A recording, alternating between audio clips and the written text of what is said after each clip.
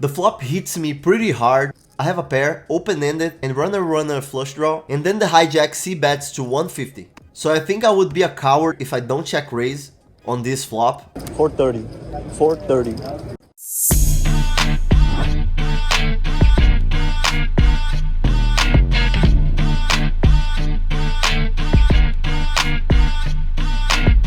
I'm all in. What's up, everybody? I'm on my way to the Bellagio. Today is my last day here in Vegas. My flight is at 12 and now it's 5:35. So I think like I have 3 hours to play, 4 hours to play. So I'm on my way there. I'm gonna play the 510 today. Is that a good idea? Thinking about money, I don't think so. But I made a quiz on my channel and you guys said that you wanted me to play 510. So I'm gonna play 510 because you wanted. And hopefully I'm gonna do good. I'm gonna play better than them. I feel like I'm ready to do that, and let's see. Wish me luck and let's go. The 510 at Bellagio is most likely the softest 510 in Vegas.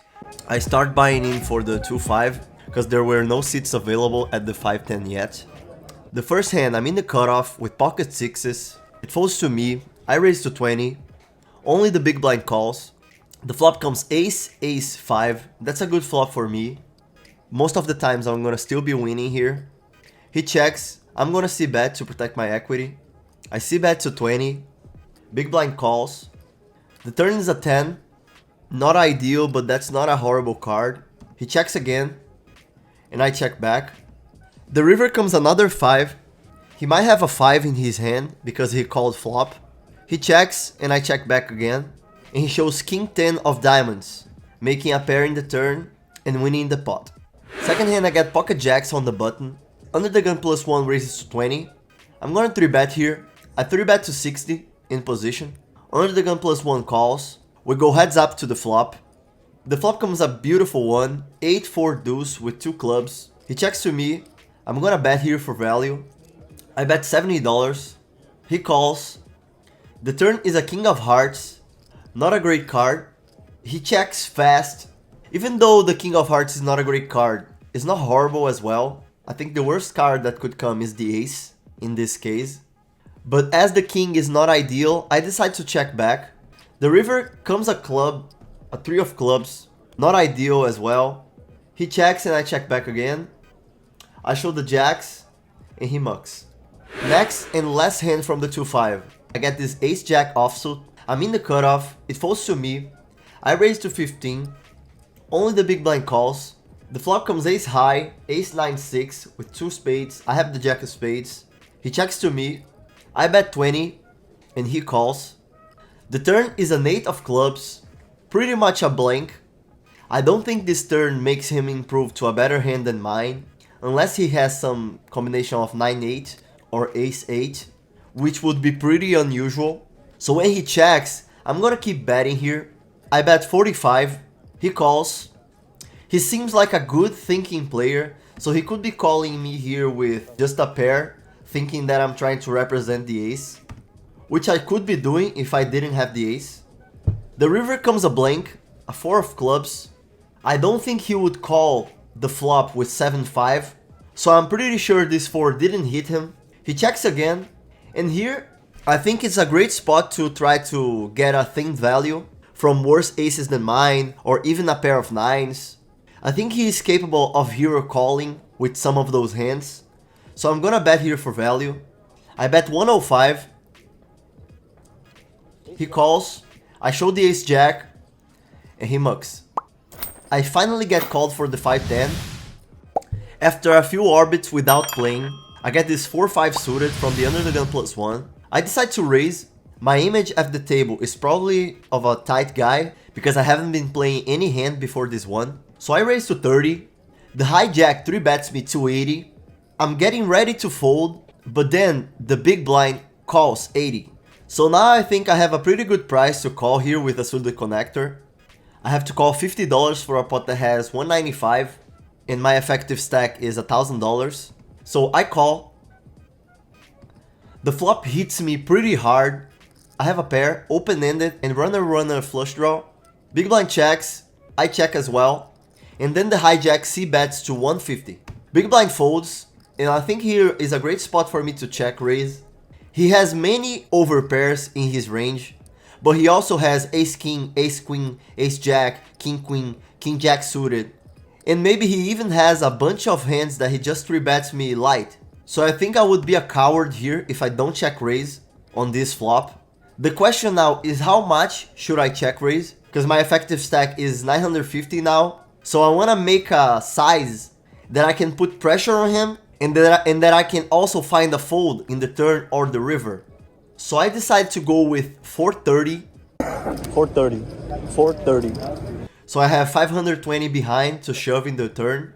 But he quickly puts me all in. And here, of course, I'm gonna call. It's a race. Aces is a race.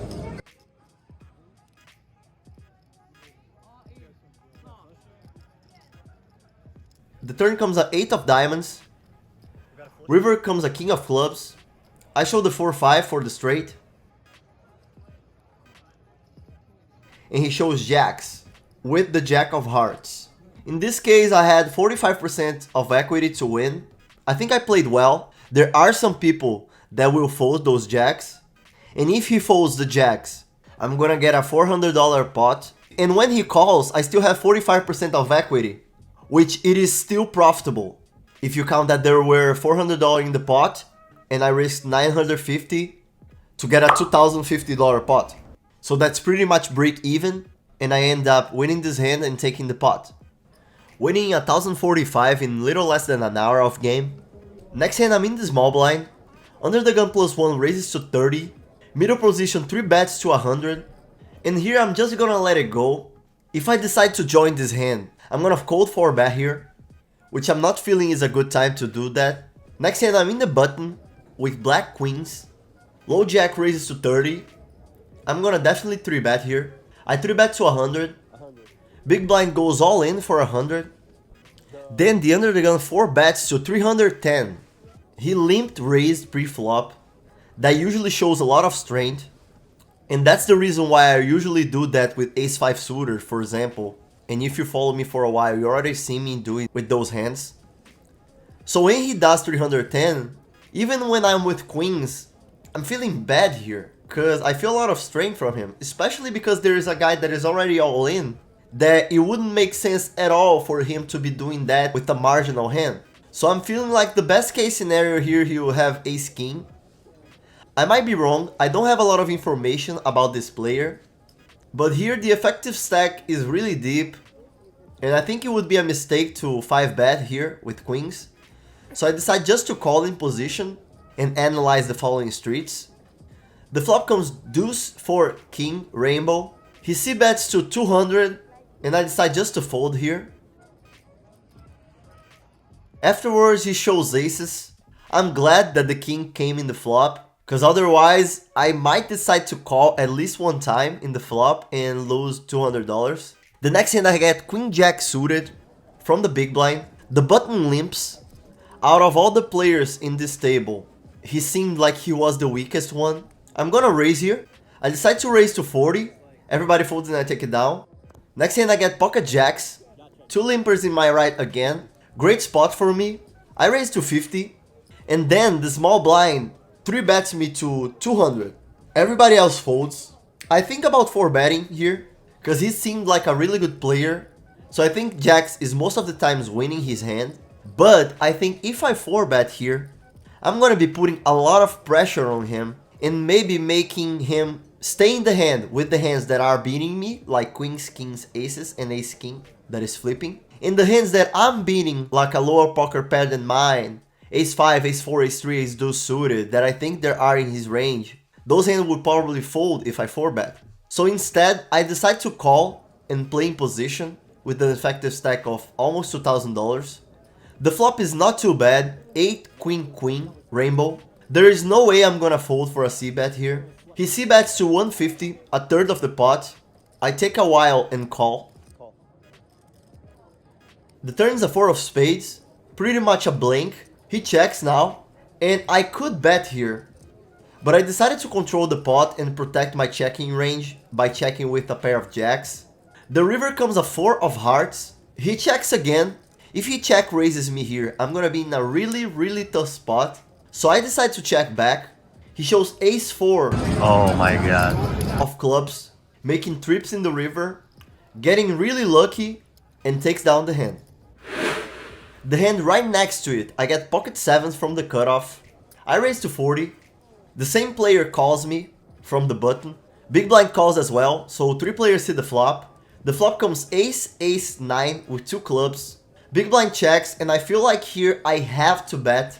I have way more aces in my range than the button and the big blind, so I'm gonna bet here.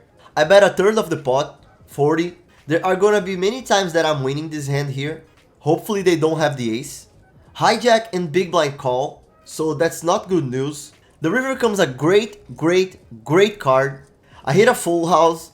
Now I'm gonna try to extract maximum value here. Big blind checks, and here I decide to bet big to 190. Button calls, big blind folds. When the button calls, I feel like his range is gonna be mostly some ace-x combinations and flush draws.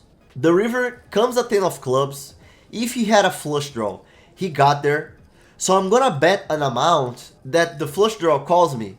And I feel like this amount can be a big one, because he knows that I'm a good player, so he knows that I might be able to be bluffing with a lot of hands here. So I bet 390, 66% of the pot, hoping to find a call from him. That's what he does. He calls, I show the full house, and he mucks. In this hand was my turn to get lucky, and at least I extracted maximum value here. I believe so. Next hand I have ace deuce suited from the button. Cutoff raises to 30.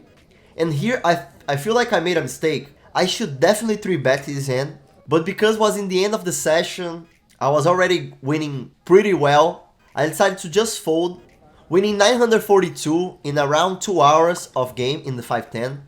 My flight was at 12, and I didn't want to risk it getting late to my flight and losing it. So I decided to book this win of $1,370 in my last session of this trip in Vegas. Overall, it was a great trip. I made a really relevant profit over the 17 days I was there. And more important than that, I played better than the field. So I'm sure that's not gonna be the last time I'm gonna be in Vegas, because I truly loved what I saw there. Thank you all for watching until here. Don't forget to hit the like and subscribe to the channel. The mission of this channel is helping you become a better poker player. Hopefully I'm achieving that goal, and see you next time.